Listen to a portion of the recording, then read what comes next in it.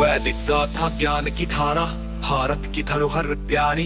ऋग्वेद से उपनिषद तक संस्कृति की थी तैयारी। वैदिक काल से आरंभ हुआ, उत्तर वैदिक में विस्तार हुआ। चार वेद, ब्राह्मण, आरण्य, उपनिषद में दर्शन का प्रकाश हुआ। श्रुति स्मृति की गूंज सुहानी, संगीत नृत्य की बानी। परिवार था मूल इकाई, पितृ सत्ता की चली कमाई।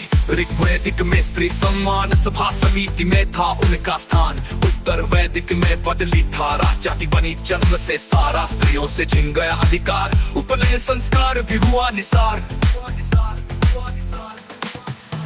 ऋग्वेदिक में जन प्रधान, राजा था सेवक समान। सभा समिति से चलती सत्ता, जनहित में खुला था रास्ता। उत्तर वैदिक में राजा बलवान, सम्राट एक छत्र की पहचान। सभा समिति गई दब कर, मंत्री परिषद आई उभर कर लिया बाली भाग। राष्ट्र हुआ संगठित आज। ऋग्वेदिक में पशुपालन प्रधान, गाय को दिया अखंड सम्मान। खुश रही घोड़ी, सीमित विनिमय से होती खरीद बिक्री। उत्तर वैदिक में हल चलाया, लौह उपकरण ने खेत बढ़ाया। अतिरिक्त उत्पादन से नगर बने, व्यापार में व्यापारी तने। सूदखोरी का भी उल्लेख कर संग्रहण हुआ सशक्त।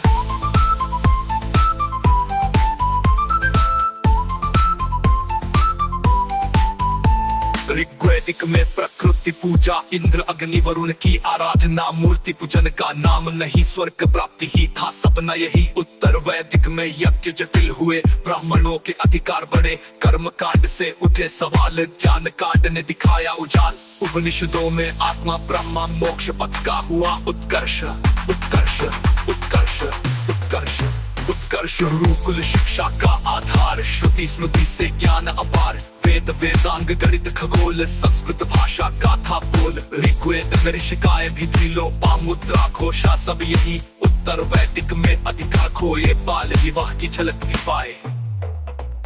संगीत का स्रोत सामवेद, वीणा मृदंग मुरली का खेल। नृत्य का अंकुर फूटा था, लोक कलाओं का झरना झूठा था। ऋग्वेद सबसे प्राचीन ग्रंथ, 10 मंडल 1000 से सुक्त। इंद्र को मिले सबसे अधिक सुक्त, अग्नि व सोम का भी उल्लेख। लोहा कहलाया शाम, अयस महाजनपदों का हुआ प्रवेश। उपनिषद कहलाए वेदांत, भारत दर्शन का हुआ प्रारंभ।